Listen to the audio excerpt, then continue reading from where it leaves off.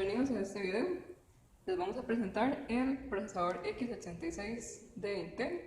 Este es un proyecto del curso de estructuras de computadores digitales 1 y somos María Jesús Pérez Suárez y Diego Matamoros Fernández. Ok, además vamos a destacar que este video está dirigido a personas que ya tengan cierta experiencia, al menos con el procesador MIPS, que es el que se estudia en el curso. Vamos a hablar sobre los contenidos que se muestran aquí.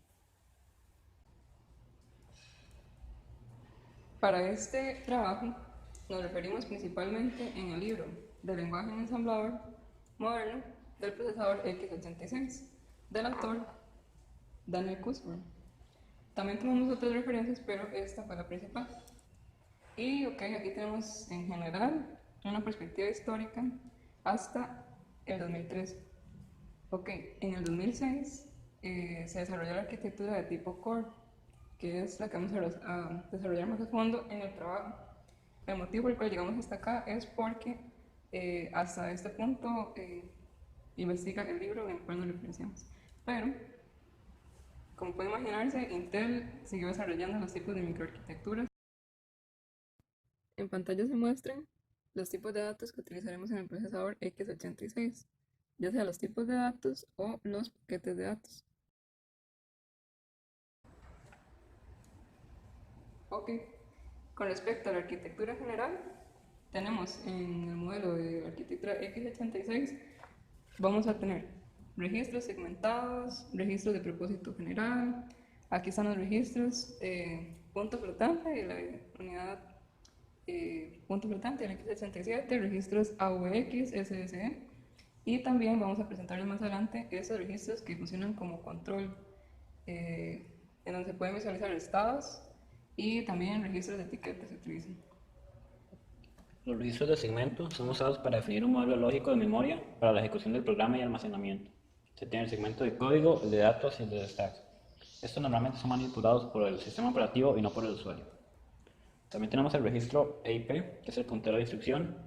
Este tiene cuántos debe avanzar para la siguiente instrucción a ejecutar. Se manipula a través de las instrucciones de transferencia de control que mencionaremos más adelante. Y además tenemos el tipo bandera, que básicamente consisten en un único registro de 32 bits, cuyas funciones explicaremos en breve.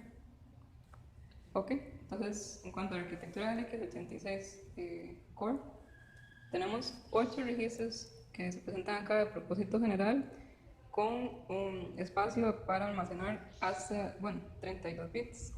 Entonces, vemos acá los nombres de los registros y por esa parte se muestran un tipo de registro de 8 bits y hasta 16, pero ¿qué son esos registros? Realmente, esos registros son parte de esos 8 registros de acá. Lo que pasa es que acá podemos acceder a los primeros 16 bits, por ejemplo, del registro EAX. Si ustedes utilizan el registro AX, va a acceder a los primeros 16 bits de este registro de acá. Ahora también se podría acceder a los primeros 8 bits o del bit 8 al 16 utilizando esos registros de acá. Y así sucesivamente. Por ejemplo, en este serían los primeros 16 bits de este último registro. Ahora, tener claro, ¿verdad? Estos son parte de estos. Entonces, ¿qué uso se le dan a estos registros? En el caso de MIPS teníamos registros temporales, registros para guardar los datos, todos esos registros del banco de registros, pero acá tenemos esos 8 registros en los cuales podemos realizar operaciones y todo, pero tenemos que tener cuidado con algunos. Por ejemplo, el registro SX se utiliza para control de ciclos. En el caso de MIPS, cuando realizábamos un ciclo, por lo general teníamos que definir algún registro, casi siempre un registro de tipo temporal, para utilizarlo como contador. Esto no es así en el x86. Lo que se hace es que se utiliza este registro y cada vez que se ejecuta un ciclo, ese registro va disminuyendo su valor. Al inicio le asignamos un número, que es las veces que queremos que se repita el ciclo, y ese se va a ir disminuyendo hasta 0. También tendríamos que tener cuidado, por ejemplo, con este registro es ESP, que siempre va a representar el valor del puntero de la pila. Entonces, por ejemplo, tenemos que tener cuidado al trabajarlos en algunas instrucciones porque van a estar cambiando sus valores, ya que están automatizados para ello. Ahora, como se mencionó en la parte de arquitectura en general, tenemos el registro de banderas, entonces este tiene 32 bits. ¿Y qué pasa acá? Cada bit va a representar una bandera en específico. Por ejemplo, la bandera 6 es la bandera 0. Entonces, como en el caso de la ALU, en el camino de datos del procesador monociclo, se tiene una bandera 0. Entonces, cada vez que se hace una operación y su resultado es 0, acá se va a poner un 1 en este bit. Y así sucesivamente vamos a tener diferentes tipos de bits que representan esas banderas. Y muy importante, nosotros no podemos acceder y cambiar esos valores de los bits. Estos valores se van a cambiar indirectamente por acciones que hagamos o por procesos que pasen en el sistema. Aquí tenemos los últimos. Ok, entonces ahora pues para el X86, la arquitectura Core, tenemos más de 10 tipos de instrucciones de transferencia de datos, de comparación, aritméticas, lógicas y otras que vamos a presentar a continuación. Algunas de las instrucciones utilizan códigos condicionales. Estos es que verifican el estado de algunas banderas para realizar alguna acción. Por ejemplo, tenemos la condición above o mayor que, en donde se verifica que CF y ZF sea 0 para ver si un valor es mayor a otro. Se tienen varias condiciones y en el programa de ejemplo utilizaremos algunas de estas.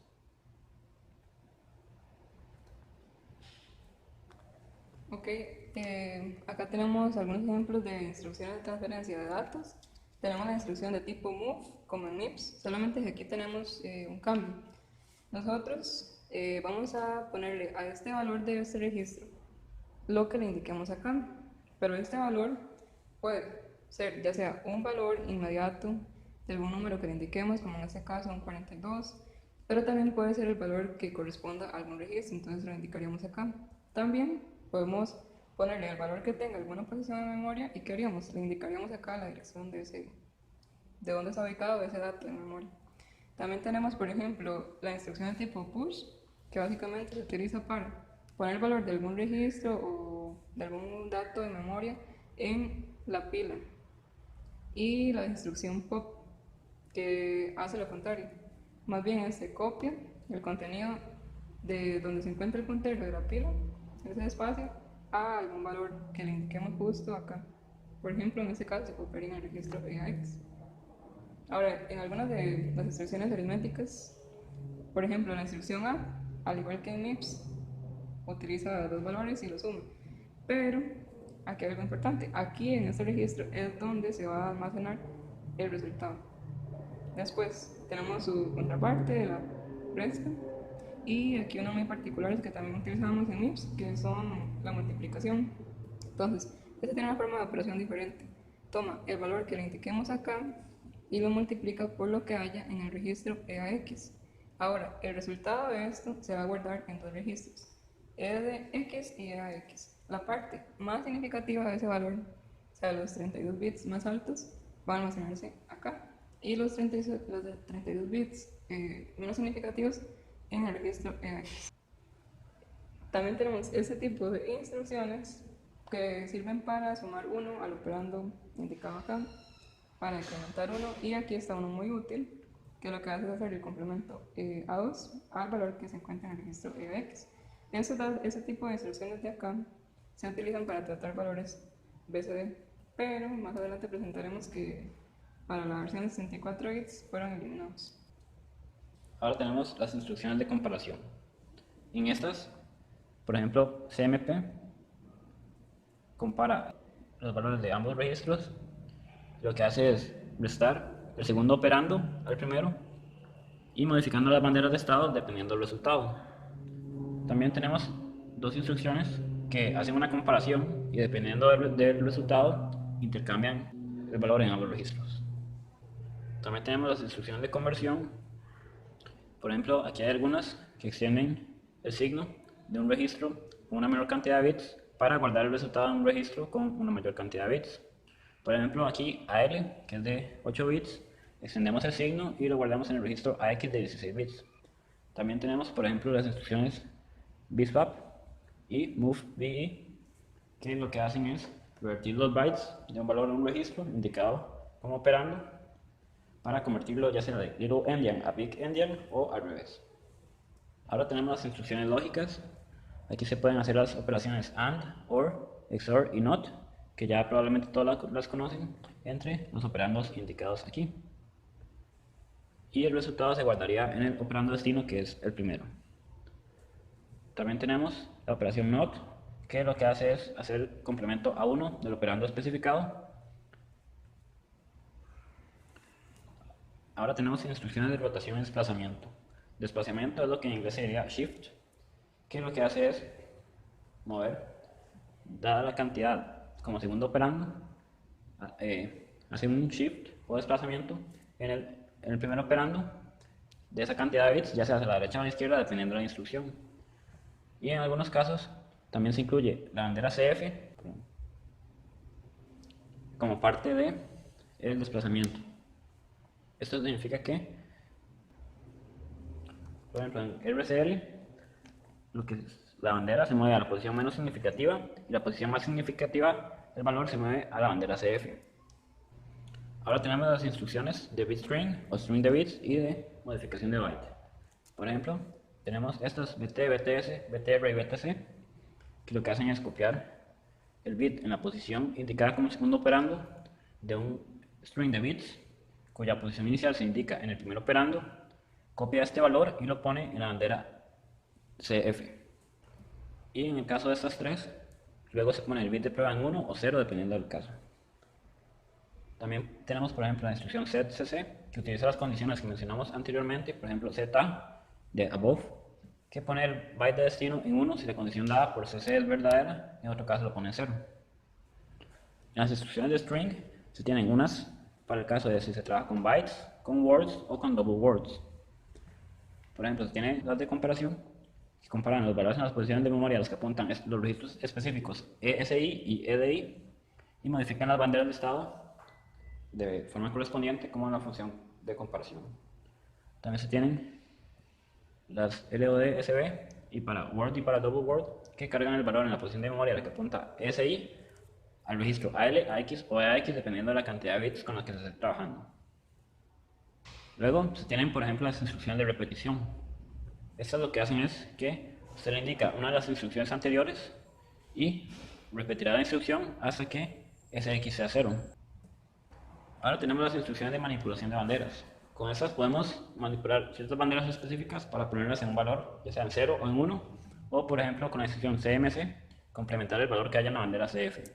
Ahora tenemos la instrucción LAHF, que lo que hace es, en el registro AH, pone lo que se tenga en las banderas de estado, y la instrucción SAHF, que más bien pone lo que se tenga en AH a las banderas de estado. También tenemos las instrucciones de transferencia de control. Por ejemplo, está la instrucción jump, que lo que hace es hacer un salto a la posición de memoria especificada por el operando.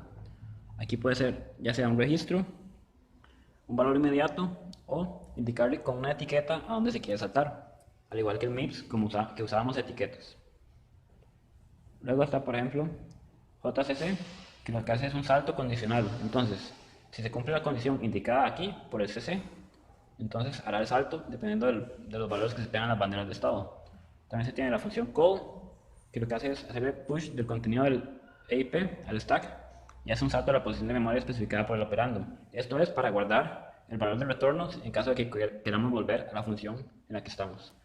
Tenemos la instrucción ret, que es para, después de haber hecho un call, volver al lugar de donde se llamó. Ahora tenemos las instrucciones de loop, que son para hacer ciclos. Aquí es a donde entra usar el valor que se tenga en SX. Entonces, lo que hace es, usted pone loop, etiqueta.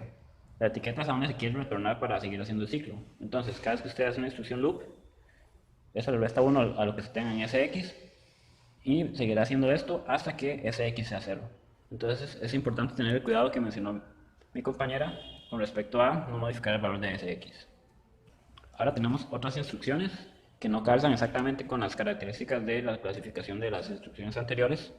Entonces, por ejemplo, está la instrucción bound, que verifica que el índice de un arreglo esté no especificado por el segundo operando. Después está, por ejemplo, lea, que lo que hace es poner la dirección de memoria especificada por el segundo operando en el primer operando.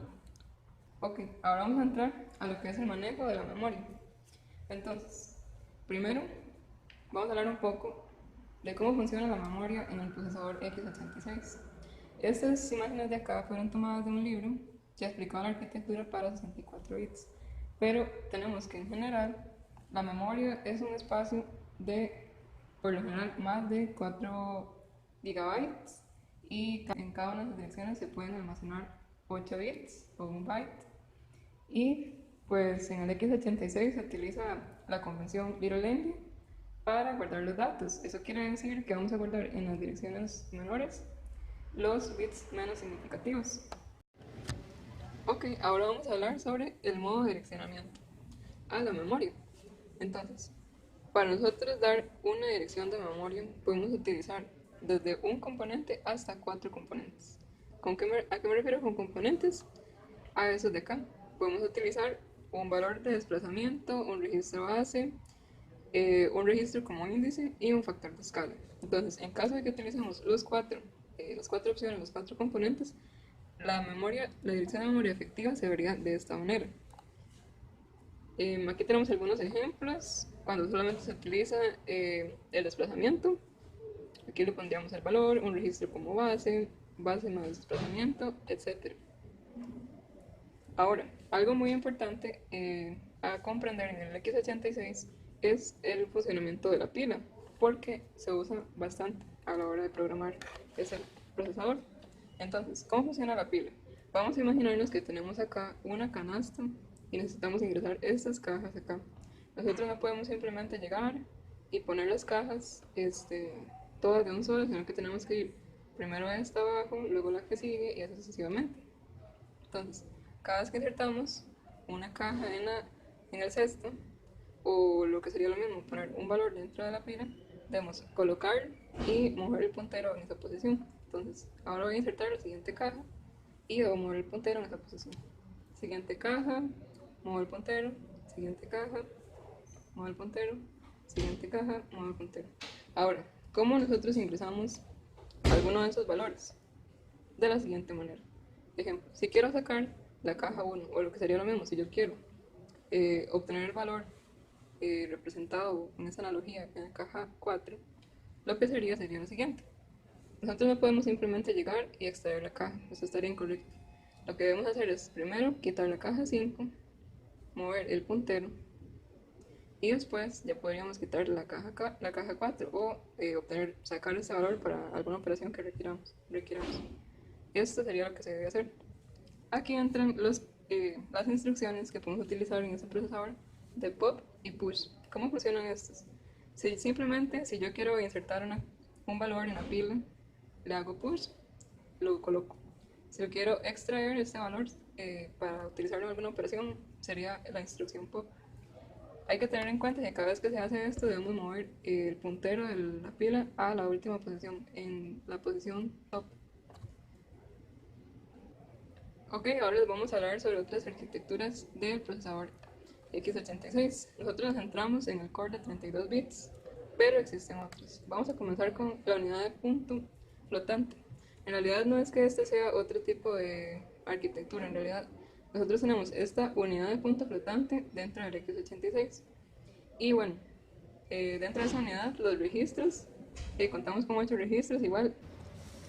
Ok, en cuanto al tipo de instrucciones que puede realizar la unidad de punto flotante, se encuentra la de transferencia de datos, aritmética básica, comparación, trascendentales, constantes y control. Particularmente nos llamó mucho la atención el hecho de que pueda calcular la función seno, coseno, incluso hasta podría calcularse un ángulo con la función arcotangente. Esto simplemente se le tiene que colocar como argumento la posición top en la pila. En la diapositiva se muestran otras arquitecturas presentadas en el libro, así como los registros correspondientes a las primeras 3 de la lista. Ahora tenemos la arquitectura x86-64 Core.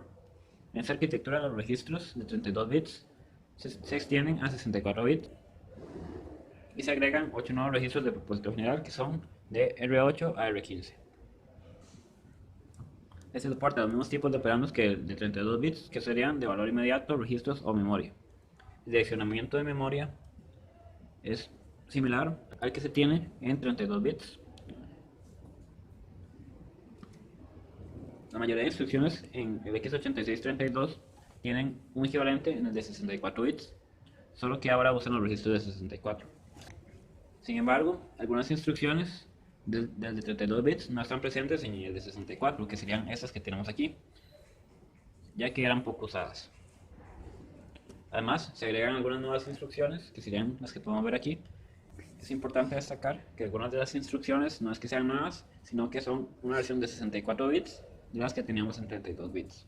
¿Cómo se pueden ver aquí? Ok, y finalmente vamos a ver la aplicación de este procesador x86 en el programa que hemos preparado y comparado con otro programa que realizamos en MIPS.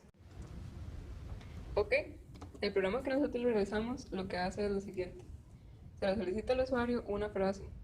Entonces, posteriormente, además se le solicita también una letra. El programa que creamos tiene la capacidad de contabilizar cuántas veces aparece esa letra en ese string que el usuario digita. Entonces, vamos a presentar inicialmente la versión del programa para el procesador MIPS. Cabe destacar que todo eso, tanto el programa para MIPS como el programa para el x86, se realizó en el sistema operativo Linux. Ok, en la sección de los datos inicializados se definen simplemente las frases que se van a requerir a lo largo del programa. Y algo importante acá es que para poder almacenar el string que el usuario nos va a digitar, a través de la directiva .space le reservamos 64 bytes. En caso de querer un string más largo, simplemente se aumenta la cantidad de bytes acá. Ahora, en el código, en nuestro programa principal, lo que se hace inicialmente es, pues, se define una función principal, una función main, y acá se imprimen las frases iniciales del programa. Luego, en esta parte de acá se lee el string gracias a la llamada al sistema Cisco, digitando en 8 ¿verdad? Para que nos lea un string, y aquí se digita la longitud de ese string, de su tamaño. Ahora, acá simplemente se verifica que realmente este es el string, gracias a que lo imprimimos de esa manera aquí, igual con la llamada al sistema. Posteriormente le vamos a solicitar la letra al usuario. Aquí se lee la letra como un carácter. Esa letra queda en el registro V0, entonces tenemos que ponerla en el registro temporal T0 para después utilizarlo. Aquí otra vez comprobamos el valor de esa letra, pero como puede verse, esta letra se va a imprimir como un entero, que va a corresponder a su valor, al valor de ese carácter en el código de ASCII. Ahora, el ciclo que se realizó, vamos a explicar un poco la lógica que se sigue acá. Simplemente es una función llamada contabilización, en la cual se realiza un ciclo en donde, gracias a la instrucción load byte, se ingresa a cada uno de los caracteres del string. Entonces se va corriendo acá con un contador que inicializamos en 0 aquí, y se pasa a través de cada uno de los valores de ese carácter. Ahora, simplemente aquí tenemos algunos saltos en caso de que se encuentre un espacio que lo reconoce gracias a que espacio es el número 32 en el código de ASCII, entonces si se encuentra ese número, salta. En caso de que se encuentre el salto de línea representado con 10 en el código de ASCII, ya habrá terminado nuestra frase. Y aquí se vuelve simplemente aumentar la posición para ir pasando por cada uno de los caracteres de la frase. Entonces, finalmente lo que se haría es que cuando se encuentre el carácter de siguiente línea, nos vamos a terminar a la etiqueta acá de terminar. Y lo que se hace acá es básicamente imprimir el valor final del número, bueno, básicamente del contador, porque cada vez que se encontraba la letra se aumentaba el contador. Entonces, simplemente el valor final del contador se imprime acá y simplemente salimos del programa. Ahora les vamos a presentar el análogo de ese programa en la versión del procesador x86. Primero tenemos la sección .data, que es para datos inicializados. Aquí definimos los diferentes mensajes que queremos imprimirle al usuario. Y aquí obtenemos la longitud del mensaje anterior para usarla posteriormente. Luego, aquí reservamos espacio para 3 strings. En el primero vamos a guardar lo que ingrese el usuario, en el segundo el carácter que él ingrese después, y en el último es para trabajar nosotros y tener el resultado. Luego tenemos la sección de datos no inicializados, en donde reservamos memoria para datos a los que no les queremos dar un valor inicial. Luego tenemos la sección .text, en donde tenemos el código de nuestro programa. tenemos esta etiqueta que nos indica el inicio de nuestro programa principal. Luego, guardamos un 4 en el registro EAX para indicar que queremos llamar al sistema. Luego un 1 en EBX para indicar que queremos Standard Output. Luego en SX guardamos la dirección del mensaje que queremos imprimir y en EDX la longitud del mensaje. Luego, con esto llamamos al sistema de interrupciones para realizar la acción de imprimir un mensaje. Luego, si en EAX más bien mandamos un 3, en EBX un 0, en SX la dirección de uno de nuestros strings vacíos y en EDX la longitud de este string y llamamos al sistema de interrupciones, aquí más bien le pediremos al usuario que ingrese un string. Luego le decimos al usuario que ingrese el carácter del cual quiere saber la cantidad de repeticiones en el string anterior. Y luego, aquí, se llama el sistema de interrupciones para pedirle al usuario el carácter. Luego, en SX, guardamos la dirección del string que ingresó el usuario y en EAX la dirección del carácter para usarlos posteriormente. Inicializamos EAX y ESI en 0 y luego en DH de 8 bits guardamos lo que haya en la posición de memoria de EBX, que como solo guardamos un byte, entonces sería el tamaño de un carácter y fue lo que ingresó el usuario. Luego agregamos una etiqueta para el ciclo. Luego aquí hacemos una comparación de un byte que está en SX más SI. SI lo usaremos como el contador y comparamos si lo que hay en esta dirección de memoria es igual a 0. Esto para ver si ya se llegó al final del string. Si se cumple la condición, aquí podemos ver JE, que es un salto condicional como vimos en las instrucciones, que si se cumple la condición de que estos dos sean iguales, entonces se salta al final del programa. Luego tenemos la comparación de el byte que se tiene ahí con lo que se tiene en el registro DH, que fue lo que el usuario ingresó como el carácter. Esto para ver si el carácter actual del string es igual al carácter ingresado por el usuario. Luego, en caso de que no sean iguales, entonces le sumamos a 1 a EAX, que será el contador de cantidad de repeticiones del carácter en el string, y después se entra a not equal, en donde se le suma 1 a SI, que es el contador para ir recorriendo el string. Luego hacemos un salto a ciclo para volver a iniciar y seguir con cada uno de los caracteres del string. Luego, cuando se termina, movemos lo que haya en EAX al registro ESI, le sumamos un valor de 30 en hexadecimal, esto para usar el código ASCII para imprimir los números, y luego en esta posición de memoria, que fue la que reservamos, guardamos el valor final del contador y finalmente imprimimos esa cantidad. Luego aquí le indicamos al sistema que el programa terminó.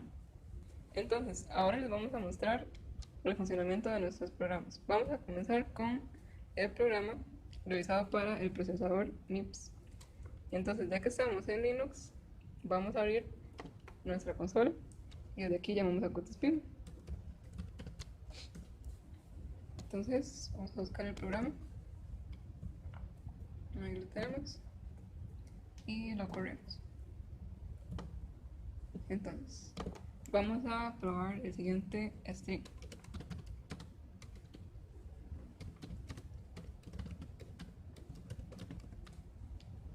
Okay. Entonces, ¿cuántas veces aparece la letra E aquí? Es lo que quisiera yo saber. 4 veces. Justo como podemos ver, en la palabra televidentes tenemos 4 veces la letra E. Okay. Así es el funcionamiento de este programa. Ahora vamos a correr el programa, pero la versión de x86.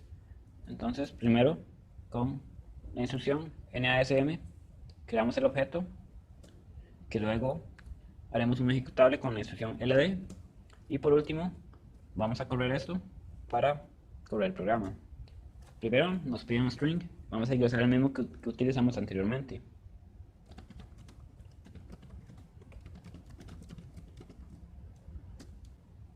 Ahora nos pide la letra, de la cual queremos saber la cantidad de repeticiones en el string. Vamos a ingresar la E. Aquí podemos ver que el resultado es 4, al igual que cuando corrimos el programa utilizando la versión MIPS, ya que hay 4 E's en la palabra televidentes. Y cabe destacar que para lograr correr este programa, la aplicación que se utilizó fue esta de acá, NASM, que significa Network Assembler. Ese sería nuestro programa. Muchas gracias por ver el video. Hasta luego.